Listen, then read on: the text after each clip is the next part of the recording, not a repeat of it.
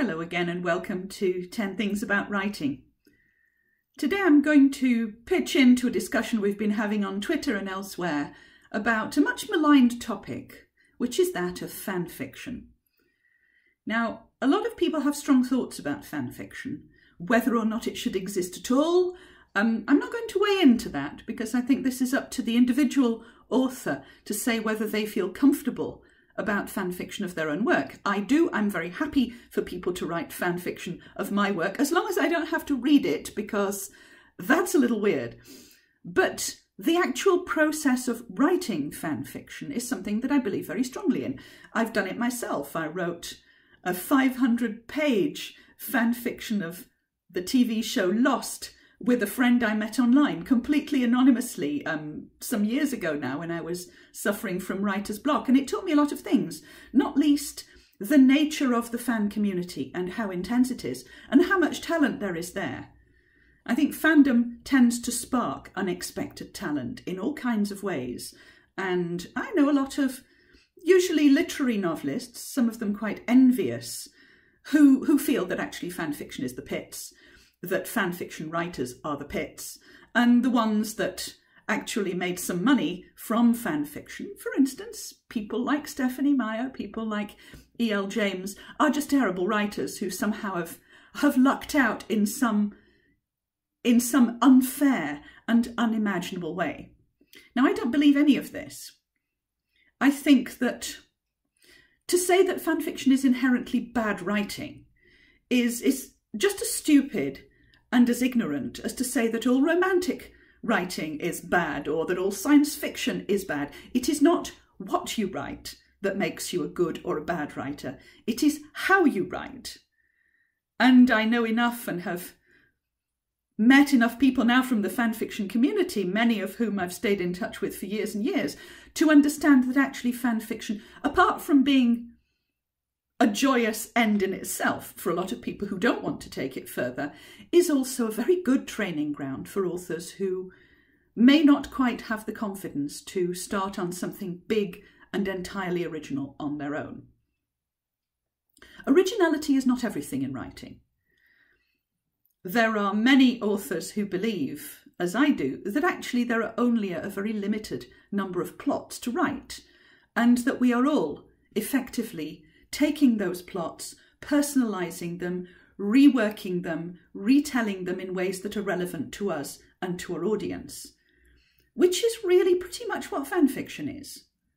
They are taking something which already exists, which is already canon, in the case of fan fiction, which is also copyright, and they are adding to it, not for profit and on a personal basis, and as a means of expanding their own writing and also connecting with the fan fiction community. And it is this connection, I think, that makes fan fiction important, because whether you are writing fan fiction just because you love it, because you want to make friends, or because you are honing your craft, which is not a phrase I enjoy, but hey, you know, it's the phrase people use. It doesn't matter. If you are getting joy out of it, if you are getting benefit out of it, then it is already, by definition, a good thing.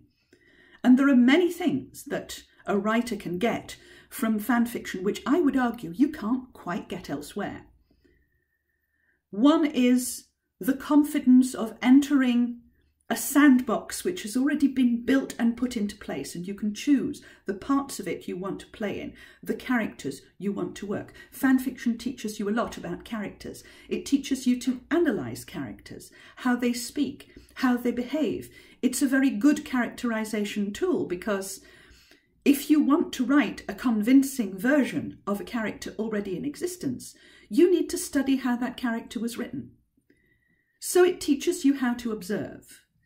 It teaches you how to bring something of yourself into the observation, but not so much that it alienates the rest of the fandom. Because if you write fan fiction that doesn't correspond to the way the original source material was laid out, then people will tell you. If you got that character wrong, if you made them do something that was vastly, implausibly out of character, then people will tell you. And so you've also got an inbuilt critical response system, which is more or less supportive and positive of your efforts, because actually all fandoms tend to generally be supportive and to encourage creativity. This is not always true of the literary world at all, and so fan fiction is a safe space in which to explore characters, putting them into situations, going, what if this happened? What if these characters got together? What if this character was put into this situation of crisis or conflict? What would happen? And this actually is at the bottom of creative writing generally. It is all a series of what ifs. The fact that you're working with an existing fandom, existing world picture really doesn't make a difference. It is an extremely good training ground for writers, and I have found some absolutely top-notch fan fiction writers who were quite happy to just exist in the fan fiction world forever and not go elsewhere.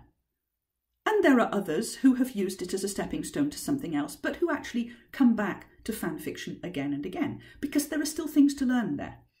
Because it is not just a ladder that goes up and up and up to being published author, to being best-selling author. It's actually a spectrum of experience. And good writers who appreciate what fan fiction really is, writers like Neil Gaiman, like Naomi Alderman, go back to fan fiction to remind themselves of why it's important. And yes, we're getting back again to this connection, this thing that I keep talking about in these little seminars, the connection with the audience. It is an absolutely vital thing. It is the most important thing if you are writing for an audience to know how to make that connection. And working within a fandom teaches you how to do that. It gives you feedback. It tells you actually what readers would like. And it gives you the opportunity to explore solutions that alone in your ivory tower you would never come across. Therefore, fan fiction, great.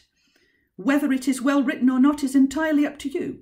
Some of you may be watching this in the hope that actually some of the techniques that I teach you may help you to make your fan fiction better.